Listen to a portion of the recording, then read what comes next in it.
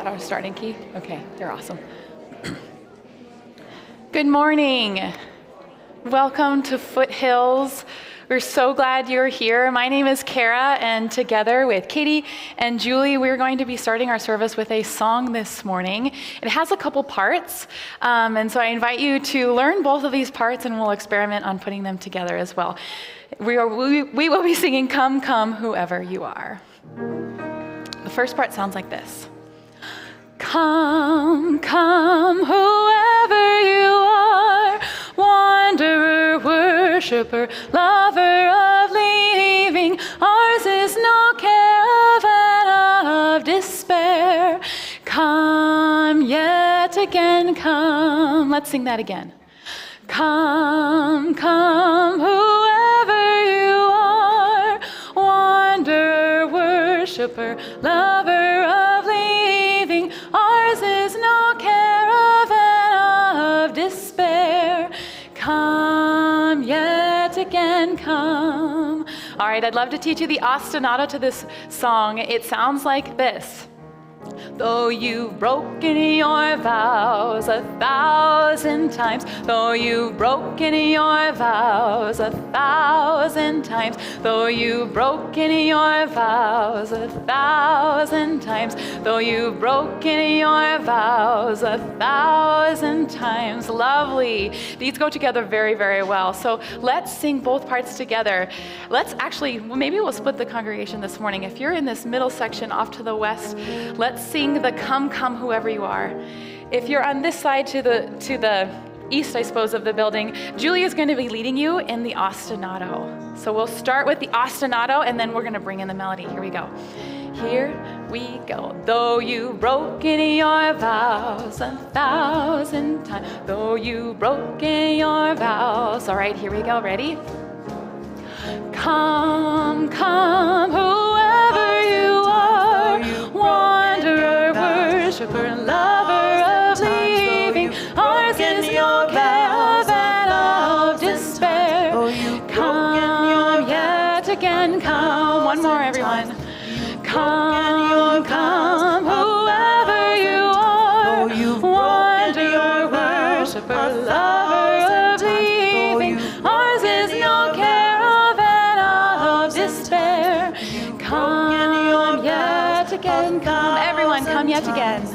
Come yet again, come. Come yet again. Come yet again, come. Ours is no caravan of despair. Come yet again, come. Good morning. Good morning, everyone gathering here. Good morning to everyone gathering at home. I am Reverend Sean. I use he and him pronouns, and I'm delighted to be leading worship this morning alongside Lauren, our engagement and family ministry manager, who uses she and her pronouns. You know, Lauren, I have to admit that even though I sent an email saying to everyone, hey, we should go to the No Kings rally. Yep, I went. I didn't make it to the No Kings rally because I was in full parenting mode on Saturday. But one of the things that I miss the most in those sorts of events is how creative and clever the signs are. Yeah. Hopefully you've seen some. Did you catch any good ones? I saw some amazing ones. One of my very favorites was "Only you can prevent fascist liars" with our friend I like that. Smokey Bear. A good Smokey Bear resistance. Yep.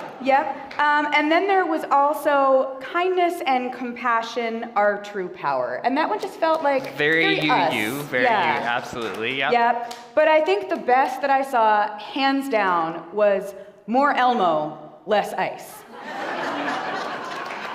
You know, Lauren, on days like today, I really wish I could live on Sesame Street. Can you tell me how to get there? Maybe she can. Sunny day, sweeping the clouds away. On my way to where the air is sweet.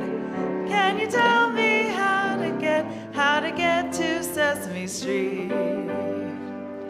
Yeah, so I can. So here's what you're gonna do. You're gonna take a left at practicing what we preach. Okay. Okay? Yeah, then you're going to keep going straight through loving your neighbor.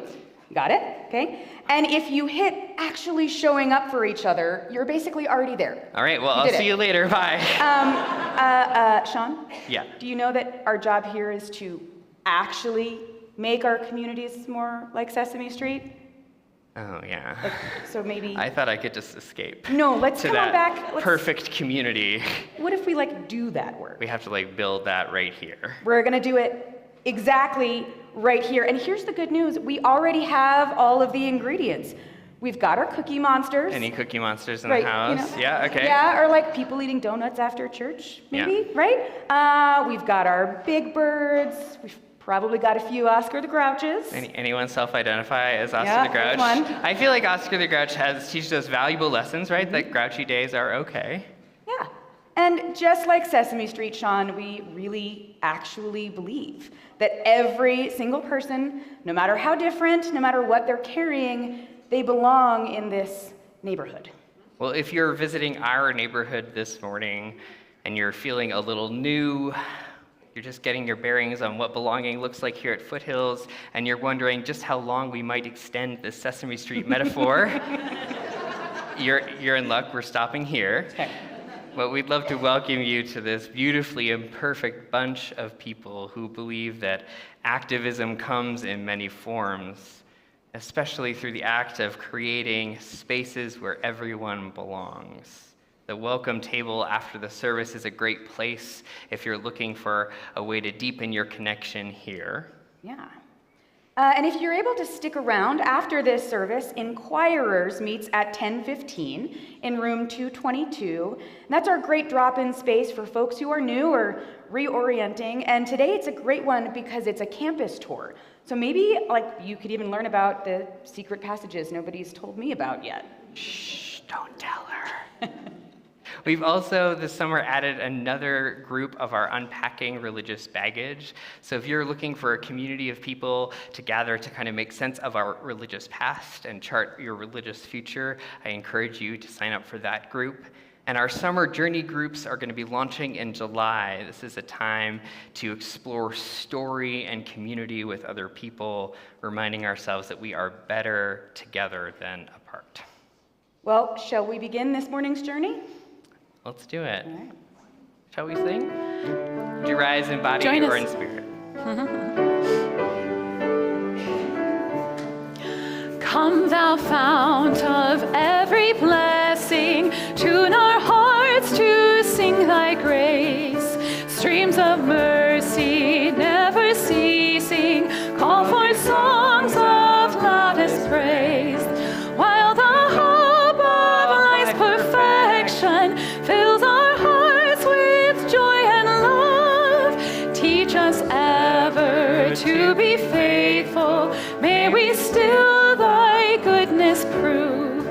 Come, thou fount of every vision, lift our eyes to what may come. See the lion and the young lamb dwell together in thy home. Hear the cries of war fall silent, feel our love glow like the sun. When we all serve one another, our heaven is begun. I'll be honest, friends, some days it feels like life is singing a different song. Come, thou fount of every burden, tune our hearts to carry more. Storms of worry never ceasing, calls for sighs of deepest dread. News that makes our heart feel just too heavy. Come, come, whoever you are. Whatever song life is singing to you today, come with your beautiful, breaking hearts, carrying what is yours to carry and maybe carrying a little bit that is not yours that we can set down together. We come with our questions and our doubts and our certainties, our griefs and our hopes, all intertwined like old friends who have learned to dance together. Come into this sacred place that we create together, where mercy like breath can weave in and out.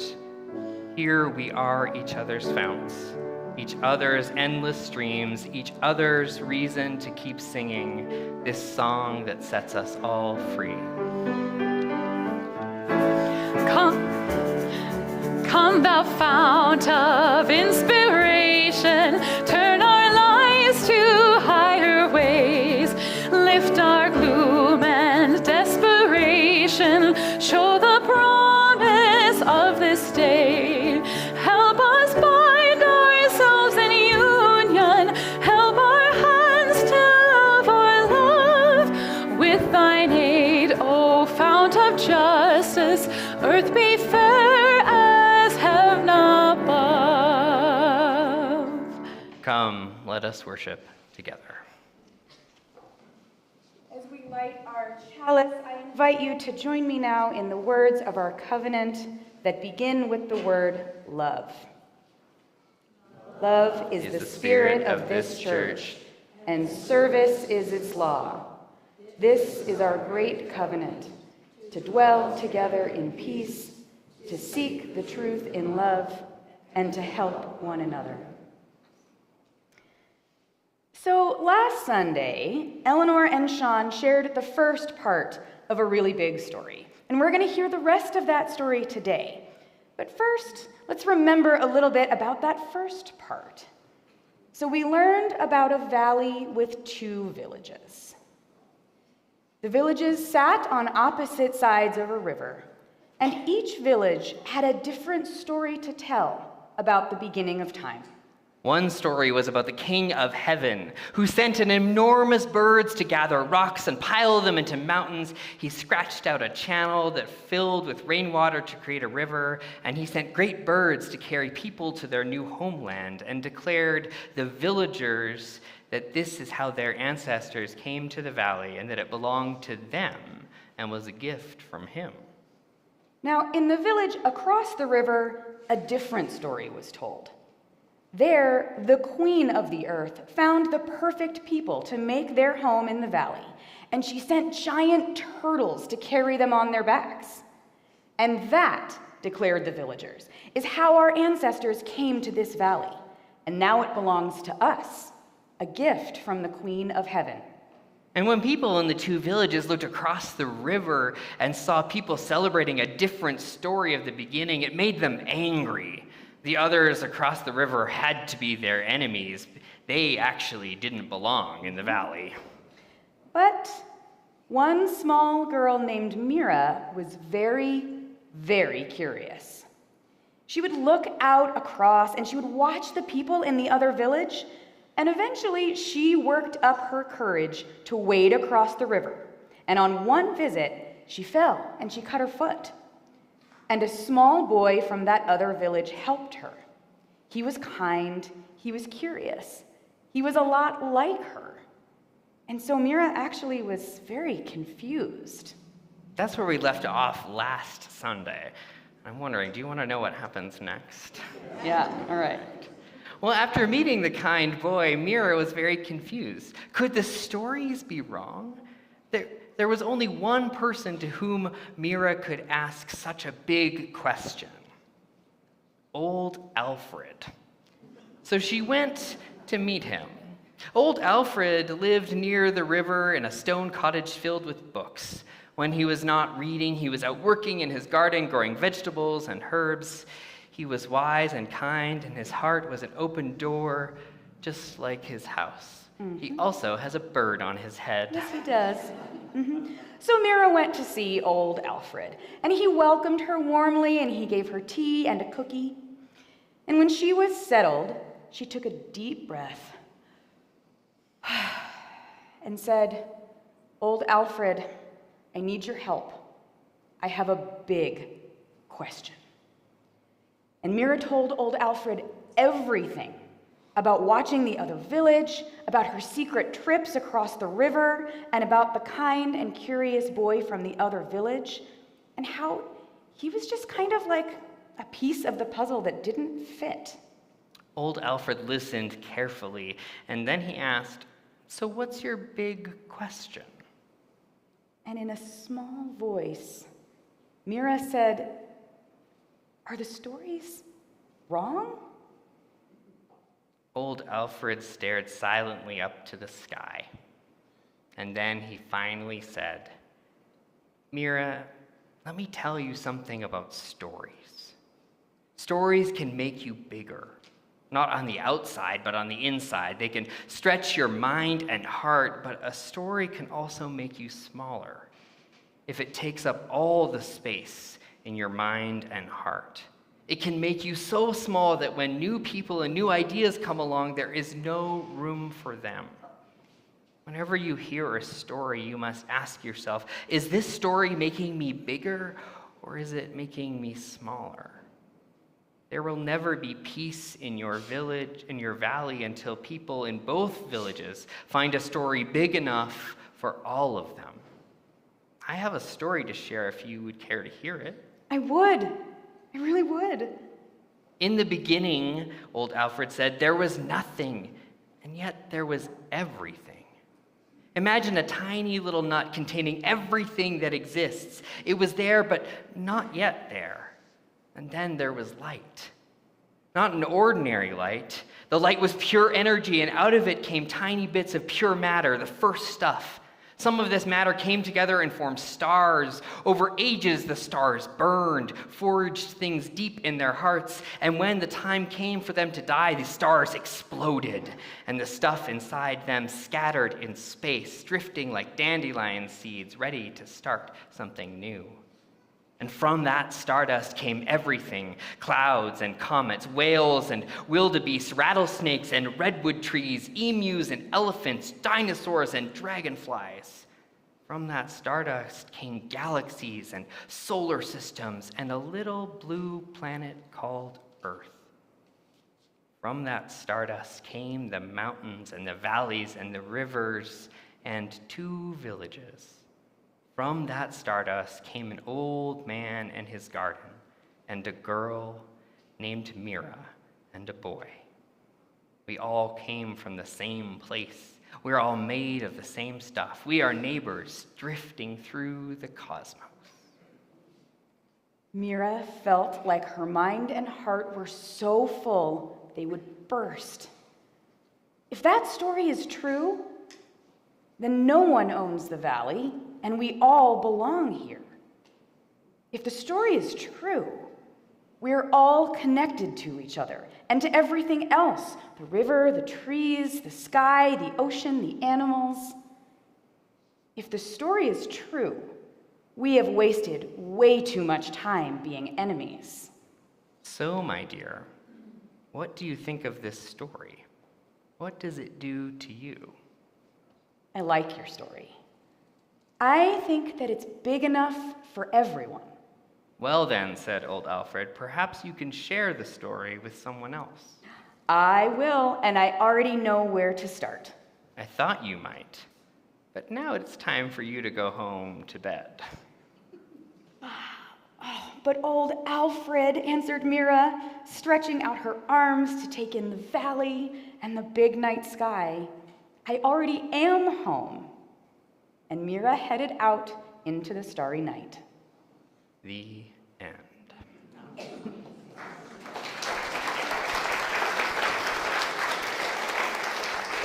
Let us sing together.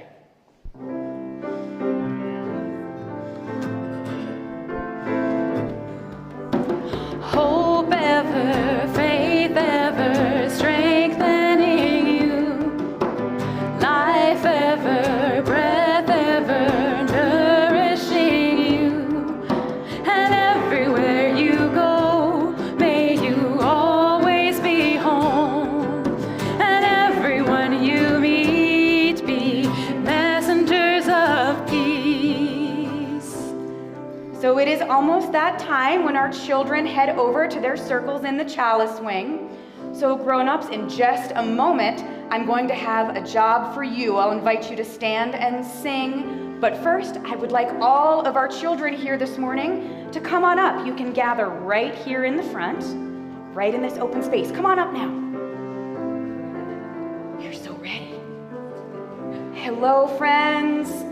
Come on up now, adults. I invite you to rise and reach your arms across the aisles toward one another to form arches of blessing. and we will pass under those as we head out on our way. Grown-ups, you can find your kiddos out on the playground after your service. Let's be on our way. Let your light shine through, and your heart ever be true. Move in grace and gratitude, and walk in wisdom, sharing all that's good. Hope ever, faith ever, strengthening you. Life ever, breath ever, nourishing you. And everywhere you go, may you always be home. And everyone you meet be messengers of peace.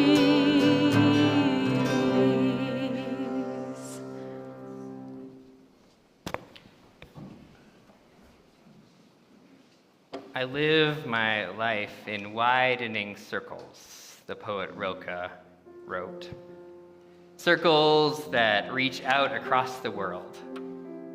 I sort of imagine Rilke circling, with each pass attempting to make space for those primal mysteries of existence, finding a story big enough to hold the paradox of compassion and pain, of the way the same hands that hurt another can be used to heal and bless. I'm going to invite us into a time of centering, of meditation and prayer.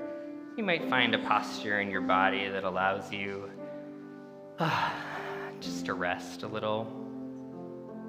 We're going to weave song and prayer together, and you're invited to sing if that feels right, or simply to receive. Inviting breath and body, song and spirit to draw us inward to that place where honest truth resides. That place where we can touch a freedom that no earthly force can disturb. Circle round for freedom. Circle round for peace. For all of us imprisoned. Circle for release. Each of us arrives here carrying so much. The ways our bodies carry pain and memory, the endless scroll of news that makes everything feel both urgent and surreal. We come from a world that feels normal and not at the same time. We come knowing the profound power of people gathering like us right now, choosing to circle together rather than scatter in isolation. Circle for the planet, circle for each soul, for the children of our children. Keep the circle whole. Let's start here with what's going on in my heart. I feel scared. Scared not of protesters, not of broken windows. I'm scared of what we are becoming, of how quickly we as a nation begin to accept the unacceptable, as our neighbors disappear in the night, as politicians are assassinated, like we have left peacemaking behind and have forgotten how to listen. But my heart is also filled with awe. Awe of what happens when people gather with intention, how ordinary people become extraordinary when they choose to show up for each other, how circles of voices can drown out the sound of hatred, how the simple act of being together transforms fear into courage. Circle round for freedom. Part of me is tired, part of me wants to give up, to say someone else can carry this. Circle round for peace. And part of me remembers why I'm here, that my heart was made for this kind of love, this kind of showing up. For all of us in prison. And I know I'm learning to listen to the right part. Circle for release. Rilke circled for thousands of years asking, am I a falcon, a storm, or a great song? God of widening circles, God of those who seek shelter in the night, God of the voices that rise in protest and the songs that reclaim the streets, God of every sacred gathering where we choose connection over separation, break us open wider than our comfort, make us larger than our fear. Expand our love until it reaches the children who know too much too soon, the families whose journeys we can barely fathom, the hearts that carry wounds we recognize as our own when we dare to truly see. When harm spreads its quiet poison, make us the antidote. Circles of people who transform what touches us. Make us a falcon, the clear-eyed witness to what needs changing. Make us storm, the patient accumulation of people who remember their power. Make us a great song, the melody that emerges when we trust we are more than our fragmentation.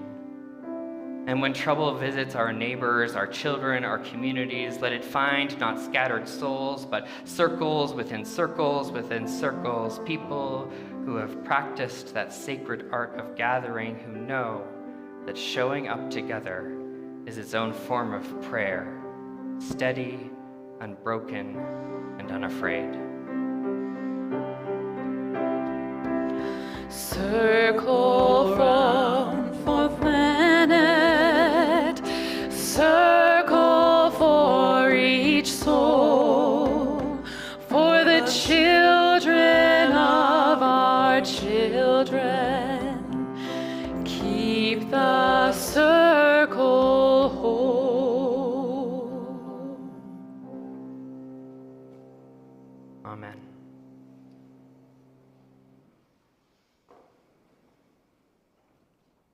Well, I couldn't be more grateful to be joined up here by Pastor Ryan Howell.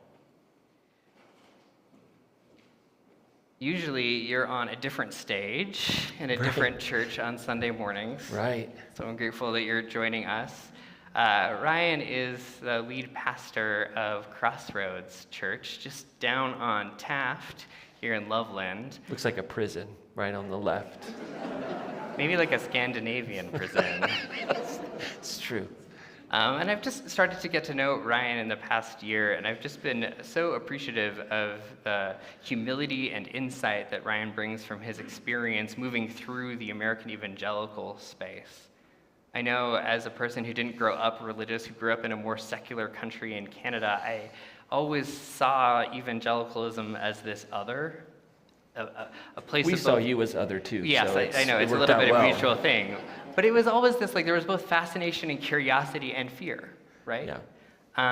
And as I've gotten to know this community and I've started to hear their reputation of Crossroads as this evangelical community who's making sense of what that means to follow a different path than the mainstream, I've just been really impressed by the witness and the ways that your community is showing up and doing deep work inside this space. This series, this Tell It Like It Is series, is this invitation where we're hearing stories that we don't usually hear, stories that help us understand our world, our community, and I'm so grateful that you're going to be here sharing parts of your story. Yeah, thank so you. I'm going to turn it over to you, if that's all right. I'm going to go take a seat, take in your wonderful. story, and then maybe we'll have some conversation afterwards. Will you join me in welcoming Ryan? Thank you. I was told I had to stand, so I'm gonna come stand with y'all. Sorry, I don't know. I've been fine. I just got a frog all of a sudden. Sean's the only person that still calls our church evangelical, so I appreciate that. Thank you very much. As Sean said, my name is Ryan, and my pronouns are he, him. I am a white, cisgendered, born Christian, human being in America, so I basically hit the racist jackpot. I won the lottery for privilege. And part of my spirituality now is to try and humbly be in spaces where I can leverage that privilege to offer an alternative way of following Jesus, and to exist within a Christian tradition that I think needs tremendous reformation. And so that's kind of who I am. I was born a son of a Pentecostal preacher. My father still is within that tradition. He is the academic dean of a Bible college in New England, and people often ask, like, oh gosh, how does that work? I say, well, it's interesting. Any conflict that my father and I have ever had never really been around religion. It's just been around other normal stuff that I think people have conflict with family members on. So it is really a privilege to be here with the enemy, so thank you for welcoming me. Sean's like, what was I thinking? I should have never, and should have done more research.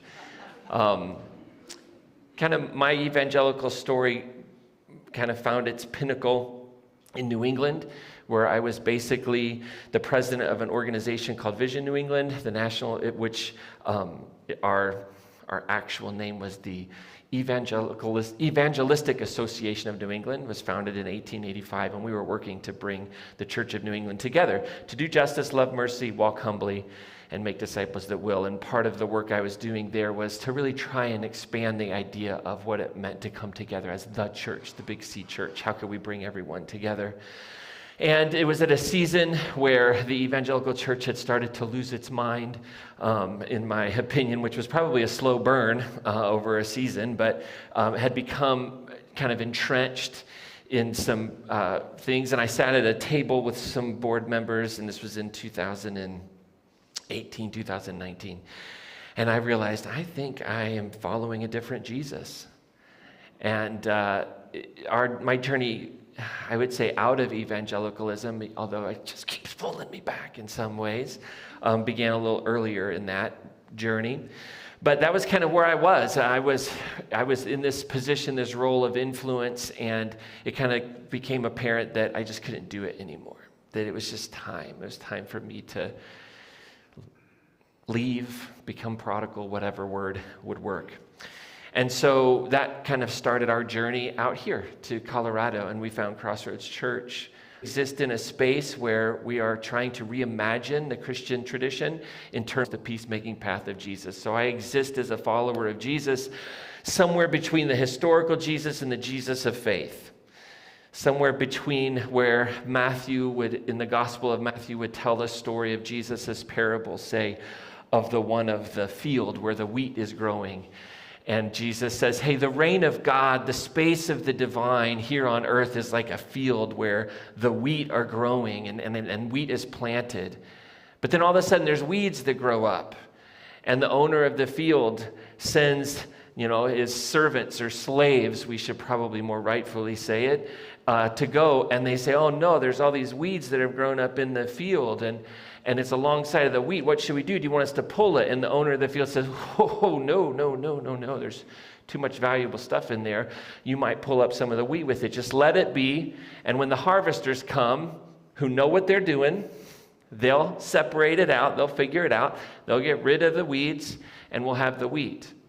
So that would be like the historical Jesus, right? Most historians that I follow who are kind of not a part of a tradition, which are the only scholars that I trust these days, would say that probably goes back to the historical Jesus, the peasant from Galilee who walked around claiming this radical justice, radical vision for faith in God in the midst of his oppression and in the midst of his poverty.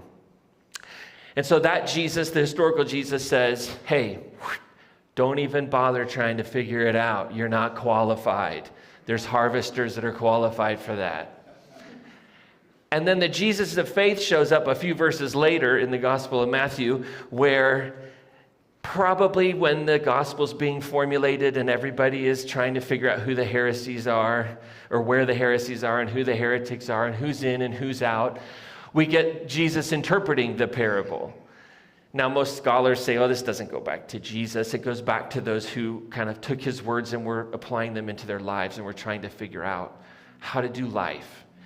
And so what does Jesus say? In these few verses later, Jesus says, well, because the disciples come and they're like, what does it mean? We don't understand. And Jesus says in that passage, oh, well, it's pretty easy. The wheat are the really, really good people. They're the ones that get it. They're the children of God. And then the weeds are the evil ones. They're the ones that the evil one planted, and their followers evil. And then all of a sudden we have this binary, which sounds very different than the Jesus of John, who John has on the cross, who looks at the weeds and says, Father, forgive them, for they know not what they do. Who would say, love your enemy. And I was not raised in a tradition that said you were allowed to say, well, Jesus didn't say some of this stuff. Some of this is a beautiful reflection of humanity.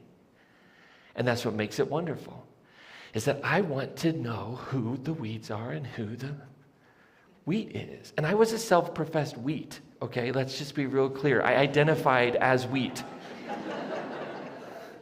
Not only did I identify as wheat, I had a whole lot of people tell me I was wheat. And they paid me to be wheat. They paid me really well to be wheat. I mean, my wheat grew taller than a lot of wheats. People had to wait to come see my wheat. There was a line. So like early on in the story of Jesus, we find humanity always breaking in, right? Let's just decide. And I was a really good gardener, in that tradition. I mean, I had become really adept at being able to tell you who the weed and who the wheat was. But I was very clear, we just leave them alone. But I knew who they were. And I've come to realize that maybe I wasn't wheat at that moment. Maybe I was functioning more like a weed. But then I became the wheat who knew who the weed was on the other side. And then I realized, wait, maybe there's a bigger issue here in my heart. Maybe there's a bigger problem with me and my constant need to have certainty.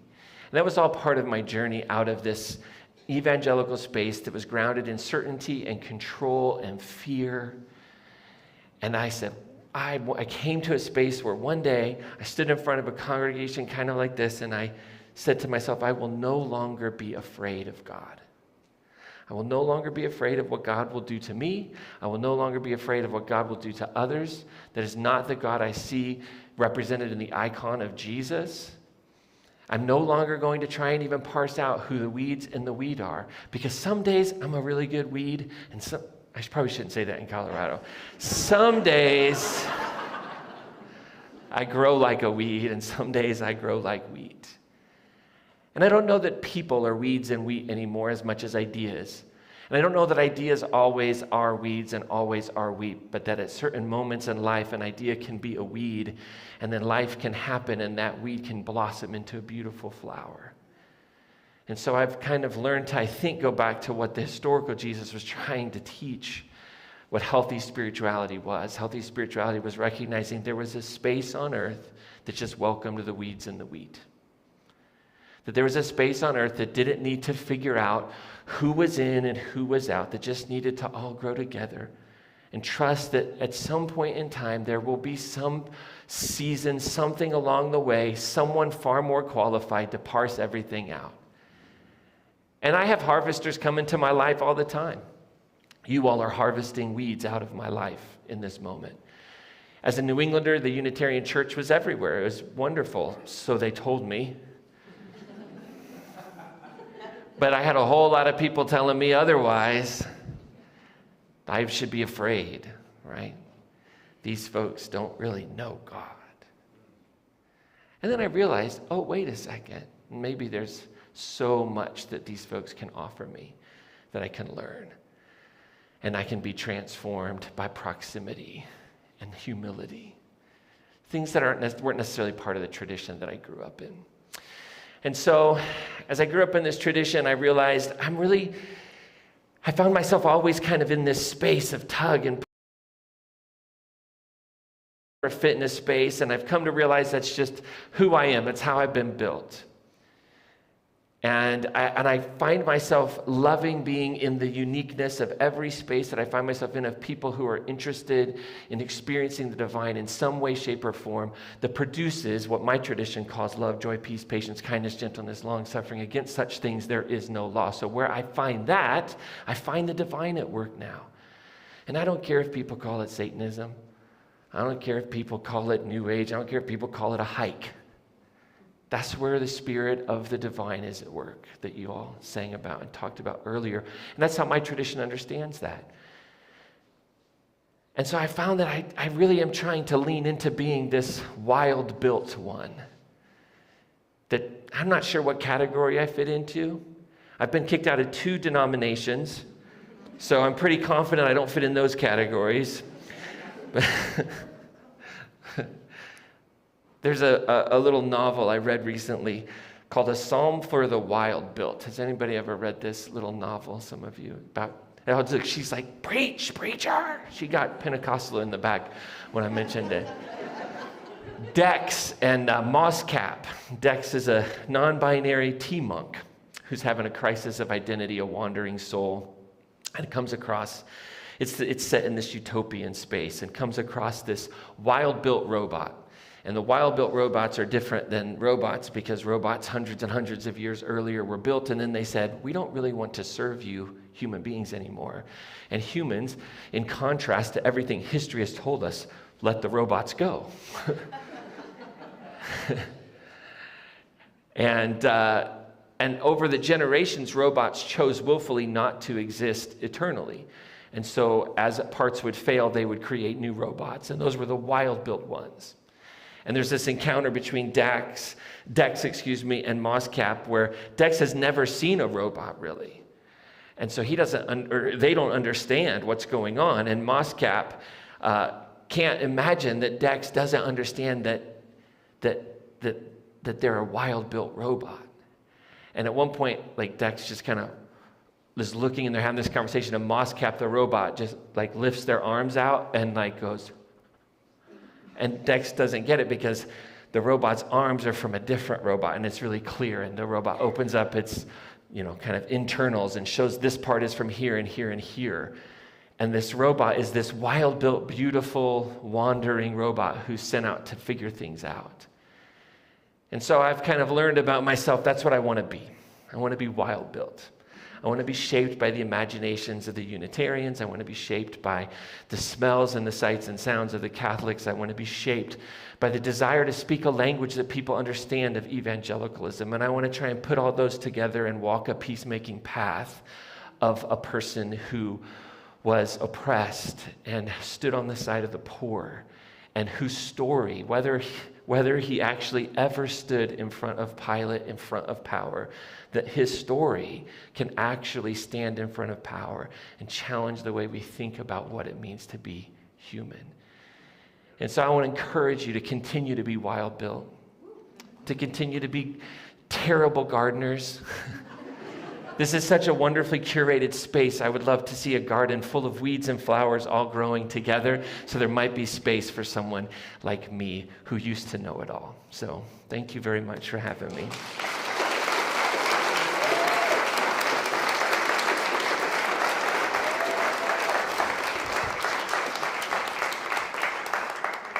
You just missed our shame plant altar that we had in the last series, so you might have felt more. That'd be everything I ever planted. So I was just struck as I was listening to you about, I just had this image of you kind of having, performing like a trust fall into and with uncertainty. Yeah. And I wonder, for a lot of us, even who in our tradition really holds a lot of space and a lot of reverence for mystery and an appropriate agnosticism about questions, I wonder what helps you, what led you to be able to have that capacity to be okay with that level of uncertainty that you're living with actively? Yeah, I don't know if I am okay with it though, but right, that's true. Piece. That's a good question. My journey away from certainty and into mystery, I think what helped was it was categorized as a sin at some point. And so my body responded to that language because I just kind of grew up in a tradition that everything about me was wrong. And so I think there was something about, I read a book called The Sin of Certainty by Pete Enns, and it kind of framed this idea that, and disidentified the word sin and the word certainty for me, which was wonderful. And it gave me the freedom to say, oh, wait, how could you understand the divine mystery? Even within a tradition like Christianity that seems to understand it all, starting to equate that with, well, that was power, and there's just a lot of power behind that. But the beauty of certainty and finding the beauty of uncertainty, and actually kind of realizing that I had spent my whole life proclaiming faith, right? Saved by faith, and then I realized I didn't have any faith at all. I laid there in bed one night and I was like, I don't know what faith is, because I know everything. Everything's been handed to me. Here's all the doctrines. Here's these things. Here's pray this prayer. Invite Jesus into your heart. All these things that were not taught as metaphor or as practices that can help you experience the divine mystery, but as taught as this is what you need to do to find yourself in a space of able to be accepted and able to be loved. And so I had to actually go through a crisis of certainty to find faith. I never actually had a crisis of faith because I never had faith. I've come to believe that. And so it's only now that I'm actually living in faith, which is this wild, crazy experience that has me sitting in a Unitarian church going, man, I wish I was here more often, Because I bet I could swear here and they wouldn't judge me. We never swear here. Every now and then I get a minor swear word in. What would you classify as a minor swear word? I'm just gonna see if we can get you on record broadcasting here. this. You're just trying to get me in trouble. I would say I can every now and then I can get a damn in correctly. Ooh. All right. Damnable homophobia. I can say that. Can say that. Yeah. It's interesting because as a tradition, as I said, we have a degree of openness to many different paths, and yet there is often a certainty that we also bring. Yes. A rigidity in terms of the way that sometimes we bring reason and science in as kind of the deciders, the things that are gonna, even sometimes the kind of political orientations to our faith. I wonder what your journey would tell us about those Danger, certainties. Will Robinson. Right. Danger. I mean, just the danger of those Robinson. two things, Yeah. right? Yeah, no, I think that's a great, really beautiful insight. See, I actually don't think the problem is conservative theology or liberal theology. I think the problem is fundamentalism. Because fundamentalism says there's no space for you. You are the it's scapegoating. It's so for me, it really isn't evangelical. It is problematic. I saw one of my kiddos was like, "Hey, did you see the ad that they put out that you were going to be a Unitarian? It's like toxic evangelicalism." I was like, "Oh yeah, it is." And it is. Don't get me wrong. But there's toxic Unitarianism too, right? The issue isn't necessarily the space we hold. It's the not space we hold. That's the real issue. And inclusion is necessarily exclusive, which makes it complex, right? As soon as we as a church at Crossroads, we say everybody's welcome here, but then we realize, well, if you don't think everybody is welcome, then you really aren't welcome here. Right, and that's the paradox of tolerance, is that there needs to be a container. Exactly. There needs to be a set of kind of mutually accepted behaviors that make tolerance possible, and yet we always need to be asking ourselves, are these behaviors that we think are necessary, are they actually the thing that's necessary? Yeah, I think we need porous containers, more porous containers that safely and in a context of community and wellness and understanding allow some movement in and out, that allows space for the other to shape me and change me, but not allow the other to do harm or damage or pain to the community and to community members, which is a part of resiliency building. And I love one of your signs says that, joyful resilience, right? A resilient space can actually have affordances for the other more than a non-resilience. But that's the funny thing about it, right? Like conservatism tends to brand itself as this like certainty, and we're so, but it's very actually fragile. It's very, very fragile. That's what I learned. There's a fragility to it that the slightest question, the idea that sparks a wayward experience will set the whole thing off kilter, right? So I love that, like joyful resilience, that this is a non-anxious space that a wanderer could come in and not necessarily be fully in alignment with values, but there's a space for that to exist in a safe way. I don't know if that makes sense. It does. I wonder what you think. I mean, folks in this room, I know, have a lot of different stories in terms of their religious upbringing, their religious pasts. I know we have folks that have, come from evangelical spaces. I know we have folks that have, never really engaged in evangelical or even Christian spaces. I wonder what you think liberals or progressives don't get or get wrong about the evangelical world. Not much. No. I mean, I think that makes us feel good, but I'm not sure if that's true. Yeah. One, it's not a monolith, just like Unitarian isn't a monolith, right? That I think it's a spectrum for sure. That you can leave that spectrum, I've learned. I think that there's a beauty to,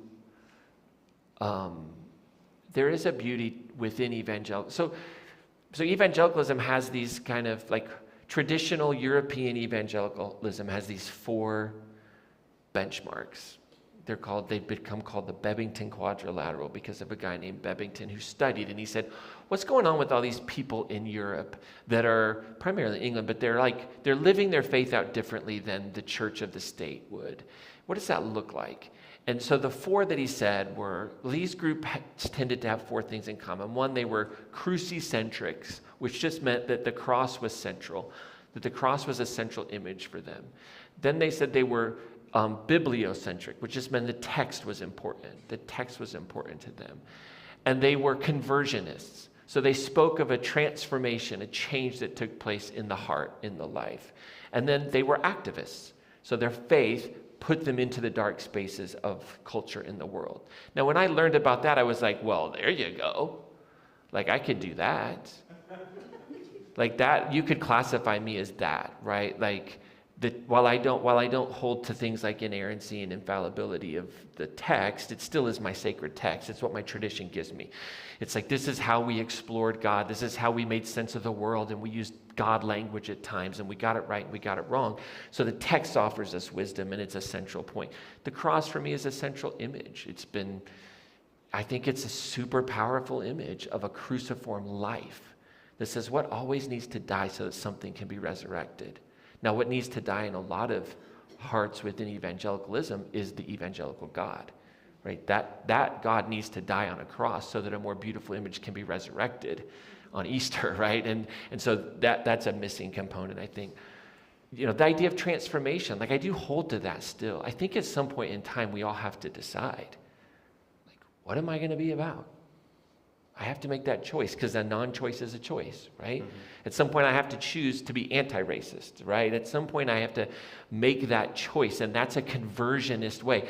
So I'm not a conversionist in like you need to join this denomination or church or tradition, but I am like the heart has to be constantly turned, constantly changed, because it's just easier to not, right? Mm-hmm. And activism, right? So those are beautiful things that are part of the tradition, but no matter where you are, when you get power and control and you get to shape things, then it gets all muddied. And so I think maybe I would just encourage that, like in all traditions, there is beauty, right? I think the beauty of evangelicalism is at its heart is this, it's sometimes really poorly guided and motivated love for people, right? Like if you really did believe in a place of eternal conscious torment, and you really do believe that certain actions and attitudes and behaviors put you there. The most loving thing you could do is be the most annoying person in that person's life.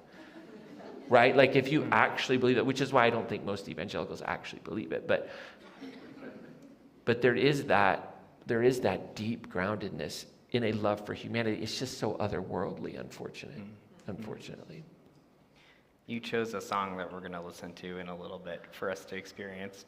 Yeah. Say a little bit about. Sure. I'm going to try and say it without crying. You can cry. You said you were going to ask me about it, and I was like, oh, man. So I heard this song, and I just started bawling because so I have a journey as a leader, and I have a journey as a pastor, but then I just have a journey as a human, right, of like my own participation in systems of oppression, right? Like, and I'm never shy about that part of my story. Like, I voted Republican in 2016, and I think that makes my story beautiful, right? Not because I was in support of a person, but because I was entrenched in a tradition that said you really couldn't be a Christian pastor unless you voted this way, right? And so while I held tension that this was a like monstrous, that there were like actions and attitudes from this human being that I was completely adamantly opposed to, and I thought were opposed to Jesus, I still had to fall in line with the system. And so I don't ever want to hide those things about my life. I don't ever want to hide that these two beautiful women that were part of my small group asked me to perform their marriage in like 2014, and I said no because I wasn't allowed to. Right? And because I was at a space of my own like journey. And while those things they want to produce a sense of shame in me, but I don't think that's the divine.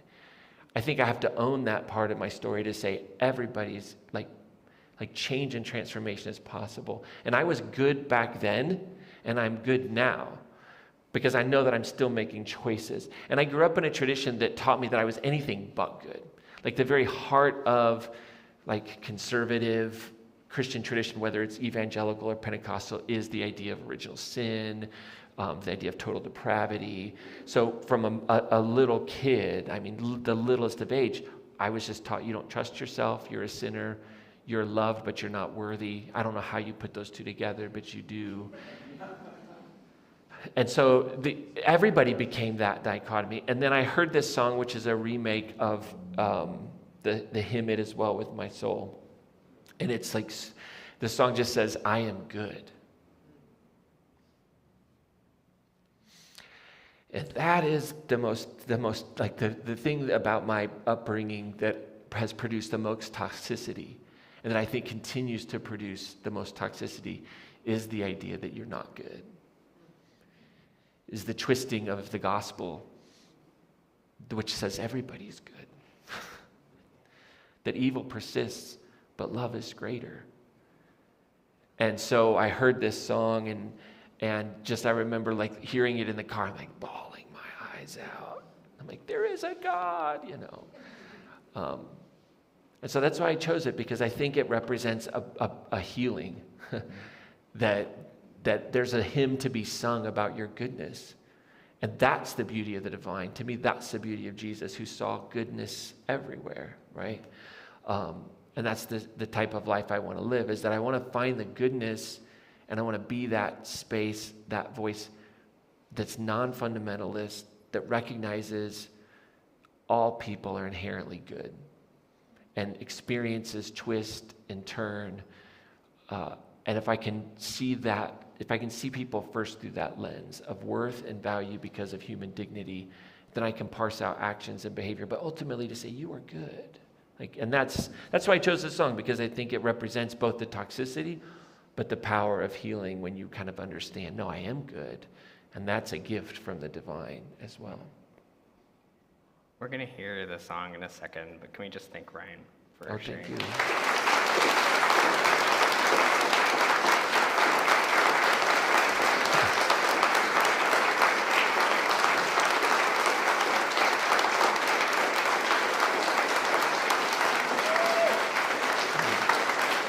Thank you.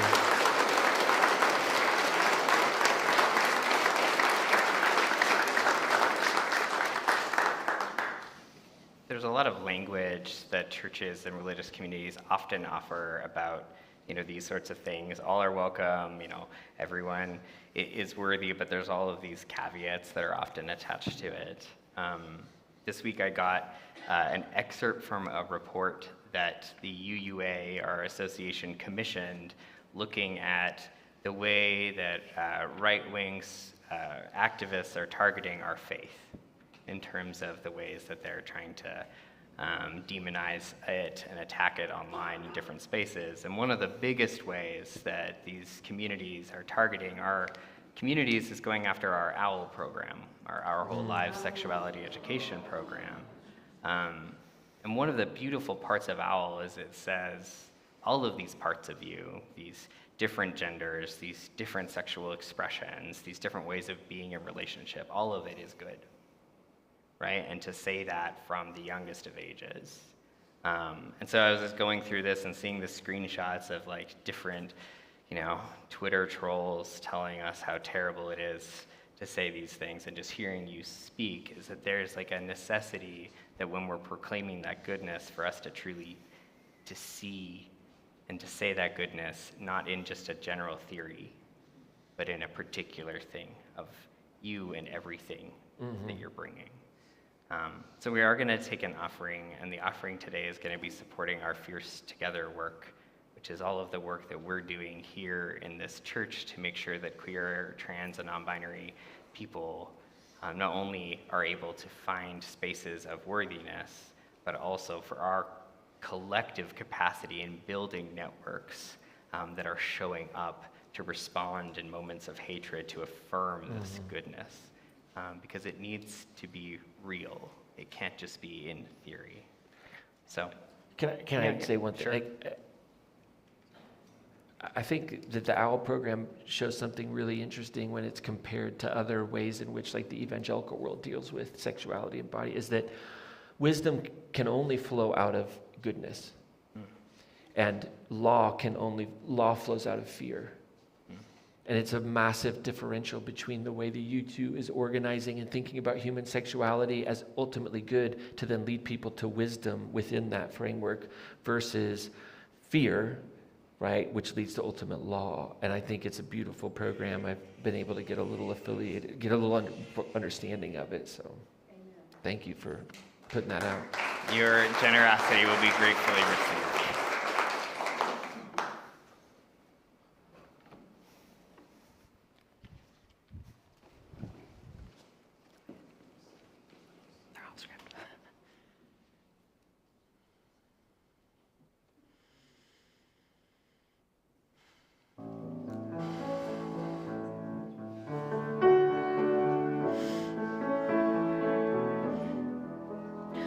I look back in time to the person I once was, policing each feeling and thought. If I could go back, I would tell my sweet self, I am good. I am good as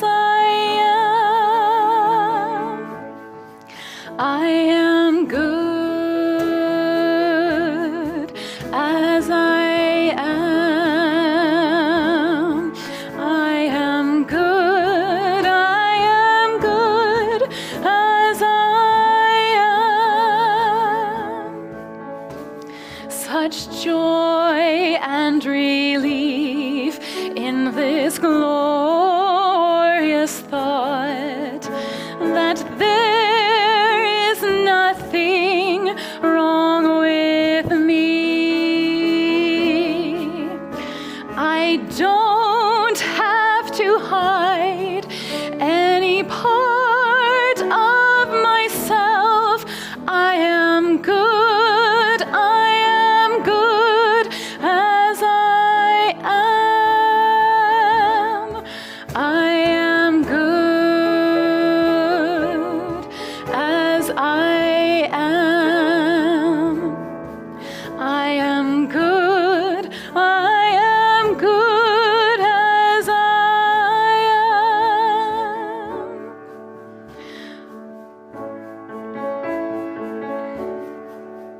am. My mind's not the enemy.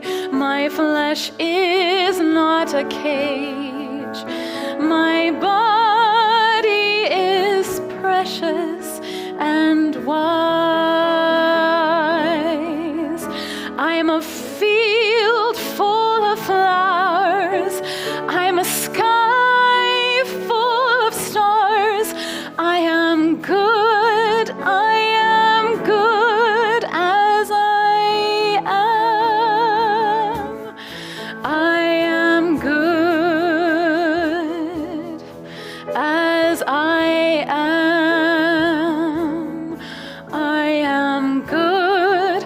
I am good as I am.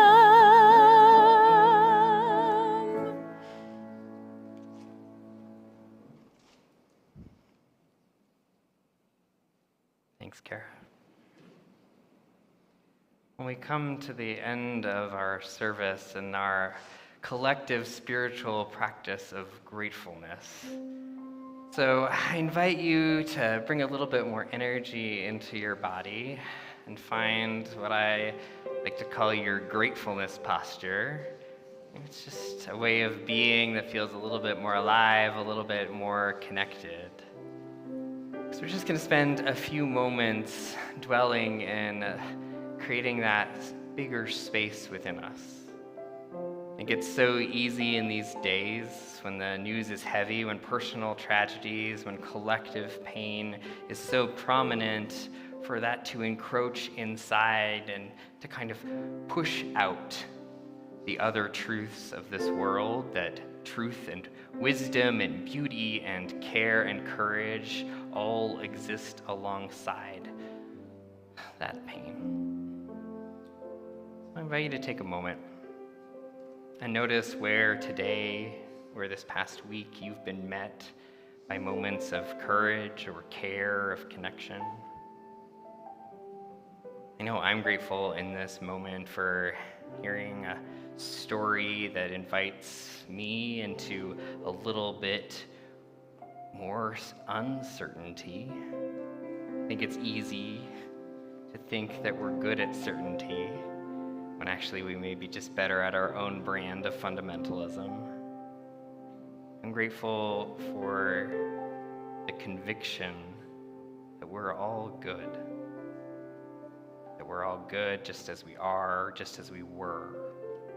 And that our work is simply to continue that journey of growing with and for each other.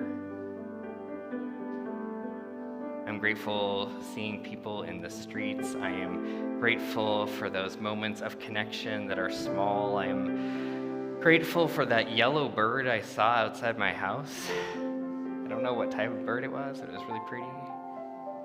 I invite you just to take a moment and notice what's true for you, to welcome it into your heart, to truly thank it for being a part of this great existence that none of us chose, but all of us inherited.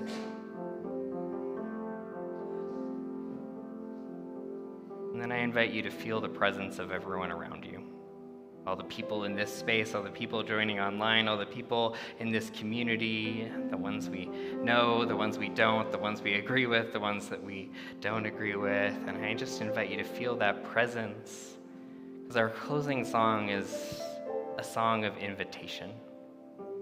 An invitation to go on this journey of life, not just with the chosen few who we get along with, but that greatest of we that might encompass all of humanity. Would you rise in body and spirit as we sing, Will You Come With Me?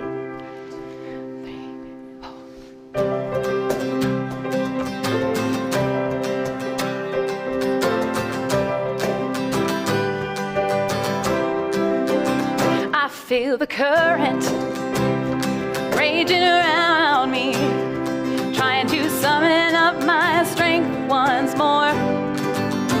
I am weary on this journey, afraid I will not reach that distant shore. I cry for help, feel like I'm sinking. There is no one near me I can't see, but there you are,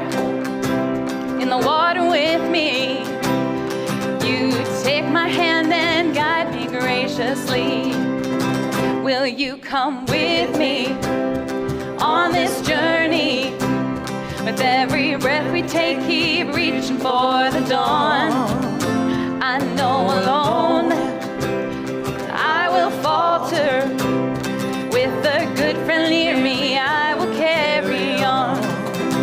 There is a kindness in your smile and a gentleness within your speech. You reassure me, your love surrounds me, and I know safety is at last within my reach. Will you come with me on this journey? With every breath we take, keep reaching for the dawn. I know alone that I will falter, but with a good friend near me, I will carry on.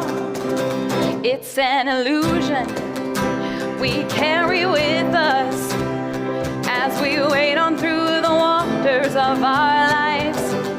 We must be strong and hold our own here, but a helping hand will save us by and by. Will you come with me on this journey? With every breath we take, keep reaching for the dawn. I know alone that I will falter, but with a good friend near me, I will carry on. One more time. Will you come with me on this journey? With every breath we take, keep reaching for the dawn. I know alone that I will falter, but with a good friend near me, I will carry on.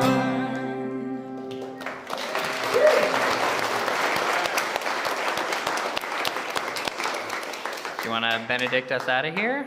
I've never benedicted before. Okay, well, you know the roots of the word just means No, a good word. I'm with you. We do it. At Crossroads, we finish with a blessing every week. We invite everyone to raise their arms as an act of embodying the blessing. And so if you'd like to, I'd be very happy to benedict you out of this place. This week, as you go out into your everyday, normal, peacemaking life, may you find courage and strength in knowing that you are good. May you find hope in knowing that the weeds are good and that the wheat is good. And may you find peace and rest in being okay with having your moments of being a weed and your moments of being wheat. And may your heart and your life and your spirituality be wild built as you bring life and hope and joy to those around you. Amen. Amen.